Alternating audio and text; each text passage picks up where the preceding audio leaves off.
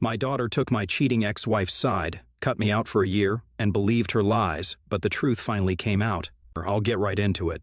So, my daughter Jenny, 17, female, stopped speaking to me, 44, male, last year, right in the middle of my divorce proceedings. I had no idea why, and even lost custody of her during the legal battle, because she insisted that she wanted to be with her mother, my ex-wife Cheryl, 42, and not me. She said that it was because she got along with her mother better than she did with me, but that was a blatant lie because Jenny had always been more on my side.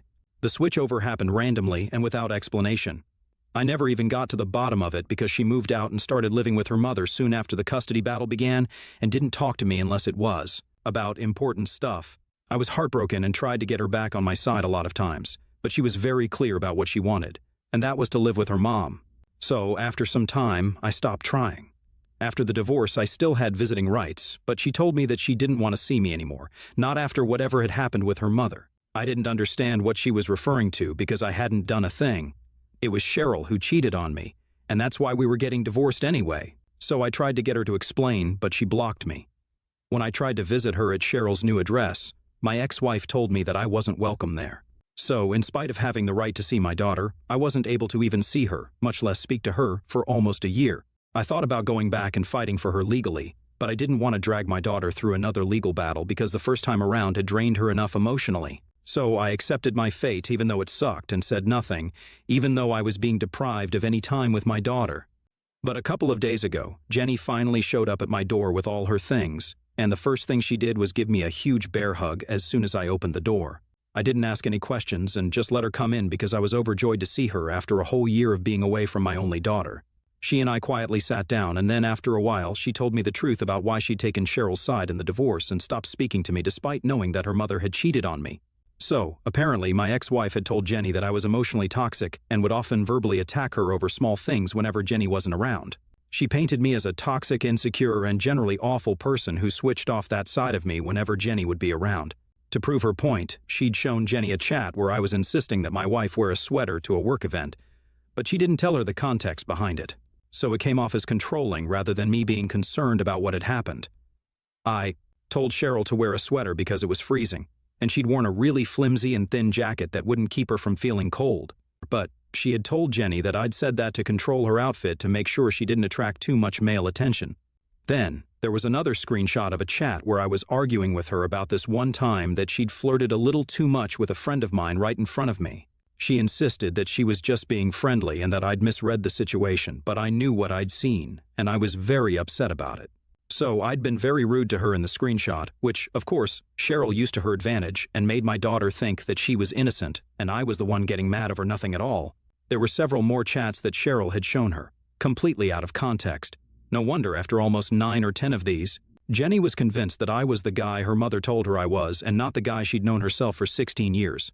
So she took her mother's side in the divorce without even letting me have a chance to explain and tell her the truth. I was disappointed that she believed her mother. But then again, she was just 16 and very impressionable. Even though she'd had a better relationship with me earlier, she'd had a good relationship with her mother too. So I can't blame her entirely for believing whatever her mother told her, especially when she had proof, even if the proof happened to be very misleading texts taken out of context. Of course, she had a lot of things to say about me that weren't available in the form of texts either. After telling Jenny all of this, Cheryl convinced her that she'd cheated on me just because I'd driven her to it. She'd had an affair with a coworker of hers, and I'd caught her after almost 7 months because she'd forgotten to take her phone when she went to use the toilet one day. That was the end of our marriage. Even up until that point, Jenny was on my side. But one day, Cheryl managed to talk her into believing this ugly side of me, and that's what she used to turn her against me. She manipulated Jenny very cleverly and did everything out of court, never bringing up any of this while the lawyers were present because then she'd be caught, and I'd know what she was up to. So she did everything behind my back, and within a couple of days, Jenny had turned over from my side to Cheryl's, which is how she got custody. She didn't even have to fight too hard for it because she'd already put in the work with Jenny, and now my daughter herself didn't want to live with me anymore. So as much as I hate her, I have to hand it to her, she played it pretty cleverly. Unfortunately, after almost a year of not speaking to me, Jenny had finally caught on because she'd overheard Cheryl talking on the phone to her cousin, who was going through a divorce, and advising her to do something similar with her own kid, to do the same thing that she'd done, with Jenny. It all clicked into place when she overheard that, and then that was it. She didn't even tell Cheryl before she came back home. She just left, and only left a note saying that she was having a sleepover with a friend, so I wouldn't get into trouble over this. Once she told me all of this, I told her she was now going to be living with me, and she seemed happy about it. She probably expected me to be mad about it because she'd abandoned me without an explanation for almost a year, but I don't blame her. I blame the 42-year-old woman who took advantage of an emotional teenager's vulnerability, even more so since she was having trouble processing her parents' divorce. That was it. I called my divorce attorney and told him whatever was going on. I didn't know what I could do to get back at her legally, but then he informed me that I could get her in trouble for intentional parental alienation, and since I'd heard about it from the horse's mouth, it would be a lot easier to prove. We'd have to file for full custody and modify the already existing custody arrangement so Jenny could live with me now, and this would be useful in that context. I told him to get started on the paperwork immediately, and he did so. Once 2 days had passed, Jenny told me that she'd received several calls from her mother asking her where she was because she'd already made calls to her friend's house to ask about when the sleepover would end. But she was not there. So now Cheryl was pissed and wanted an answer to her questions because she'd already guessed that she was probably with me. I decided that there was no point in trying to hide it from her anymore since she'd hear from my attorney in a couple of days anyway. I called her up and told her that Jenny was now living with me and that I'd heard what she'd said to her to turn her against me. She tried to play innocent when I brought it up with her, but I was no fool. I reminded her of all the out-of-context screenshots she'd used to manipulate Jenny. I told her point blank that I was going to make sure I got custody of Jenny now, and that she needed to watch out for another civil lawsuit coming her way, either slander or defamation because of the things she accused me of. I was mad and didn't think much before saying the things I was saying. All of a sudden, Cheryl and I were screaming at each other because of what I'd said to her about another civil lawsuit. She was really pissed off because apparently it was bad enough that I was trying to take her daughter away from her and that I had no right to sue her additionally either. It was ridiculous that she was complaining about it because, in my head, this was the least that I could do. I told her that it didn't matter what she felt about the situation. It was going to happen, and I was going to make sure that she paid for all that she'd done to me. I hung up after that, and I didn't check my phone for hours since I didn't even feel like speaking to her or anyone else at that point.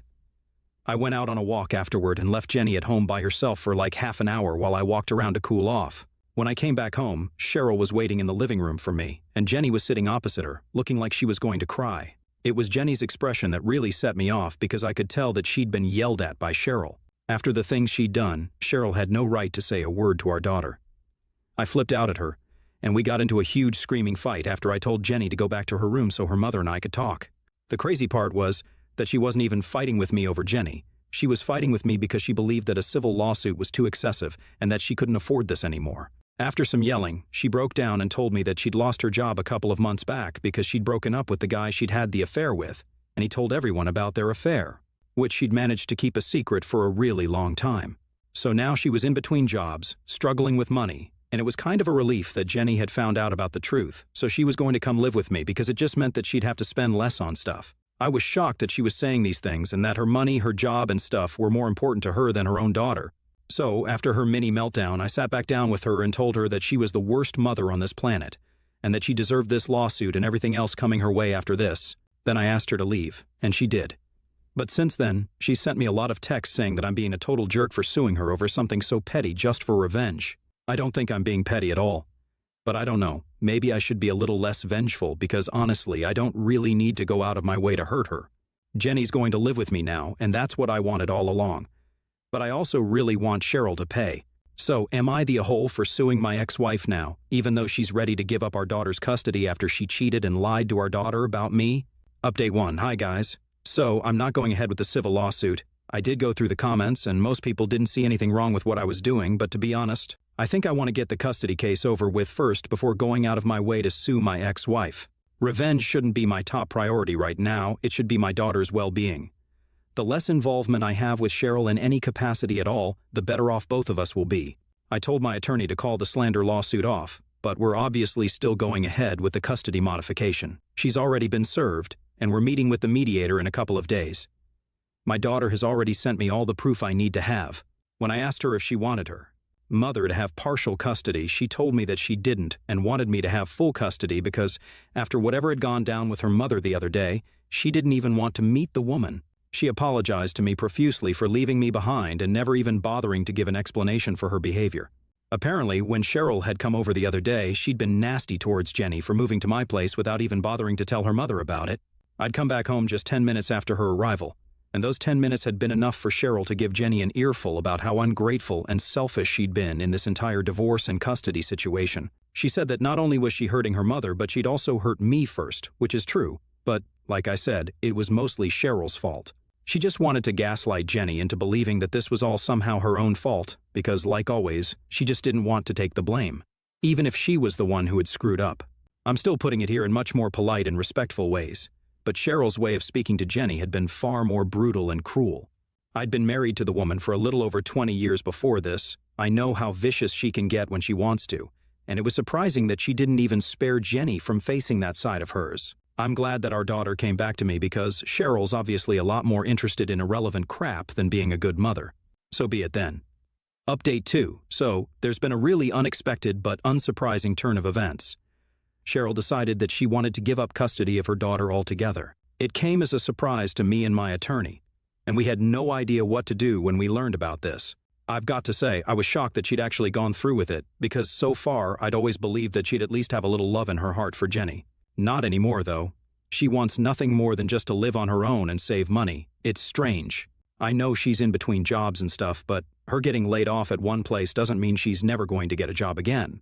This is just a temporary phase, so I can't figure out why she'd make such a permanent decision, like terminating her parental rights altogether over a phase of her life. Hypothetically speaking, even if she just opted for visiting rights, then she still wouldn't have had to spend much on Jenny, apart from one weekend or two at most. Not even that, perhaps, since Jenny has made it very obvious that she wants to live with me and not her mother. It's crazy how she's ready to just abandon her daughter, and I have a nagging feeling that there's more to this situation than she's letting us in on. Cheryl worked in a very well-reputed firm and was a department head, so she got paid pretty well. 3 months without a job isn't enough to make her broke or whatever. She used to be big on savings and unless she went out of her way to live a spendthrift lifestyle in the past year, she couldn't have possibly spent all her savings and run herself to the ground. It doesn't add up, and I know she maintained the same normal standard of living after our divorce as well. Since Jenny has lived with her mother for a year, and she confirmed that Cheryl didn't suddenly start living like a millionaire after the divorce. I have my doubts and theories, but they're all unlikely for now. I'm guessing that I just have to thank my lucky stars that I get to have full custody of Jenny without having to go through the trouble of yet another legal battle. After last year, I don't think any of us wanted it. So, in a way, this is good for us. Weird, sure, but okay. Update 3. Hey, everyone. So, Cheryl signed away her rights today. It was emotional, tense, and really awful, but it's done now. Jenny's been upset the entire day, but there's not much we can do. Cheryl did hug and kiss her daughter on the forehead one last time before leaving, but it was the last time, foreseeably. I don't like Cheryl, and I definitely don't trust her after all the things she's put this family through. But even then, she was a major and important part of this family for a really long time, and even though she did a lot of things wrong, it's hard to forget the good times. I feel bad, as does my daughter, but we're there for each other, and we're going to hope that we make it through these tough times together. I don't know what to say anymore because even though I've been building it up in my head and preparing myself and Jenny for this day mentally for a while now, I didn't notice how hard it would hit us when it finally happened and was done with. It feels weird. Jenny isn't going to be Cheryl's daughter anymore, legally. But, well, that's how it is then. I don't know what to say or how to feel about all of this, but my feelings come second right now. I'm mostly just worried about Jenny. She's too young and vulnerable to be going through all of this at her age. It just doesn't feel right to me. Update 4. Hello, everybody. So, I have big news for everyone who's been following our story. And by big news, I don't mean happy news. It's big in a way that makes you want to scream out of frustration. I met with a friend today who's Cheryl's second cousin. We didn't find out about the connection until after we started dating because Cheryl isn't very close to her family. She was raised by her mother, and this friend of mine was related to her on her dad's side, who had passed away when she was 7. Anyway, we'd gone to high school together, so that's how we were friends from even before I knew Cheryl. We met for lunch, and I tried not to talk about Cheryl or Jenny or the situation between the three of us, but it just came up organically when my friend asked me how I'd been doing emotionally. And I ended up telling him all about the kind of emotional whirlwind I'd been through in the past couple of weeks. I hadn't talked about these things in detail to any of my friends because it felt too personal and too upsetting to discuss. I talked about it with my parents, but everyone knows that's not the same as discussing it with a friend. And my attorney, he's a friend, but he's also a lawyer, so it was hard to have a heart-to-heart talk with him about things like these without it turning into a discussion about our next step legally. So, this was pretty much the first time I talked about this with a friend. God, I'm so lucky that I did. When I started telling him how Cheryl gave up custody of Jenny and signed her rights away because she lost her job and wanted to save money, he started looking really confused, and I had to stop to ask him why. So, he told me that the reason he'd asked me how I was coping with the divorce was because he'd seen Cheryl's posts on her Facebook accounts, where she was vacationing on some beach with her boyfriend. He figured that that's what I'd been talking about, but I'd gone the other way, and that's how we figured out that Cheryl had played me for a total fool. In all probability, she hadn't lost her job, and neither had she been broken up with by her boyfriend. It was all just a really cheap, sickening, and pathetic strategy to get me to take Jenny back so she could live child-free.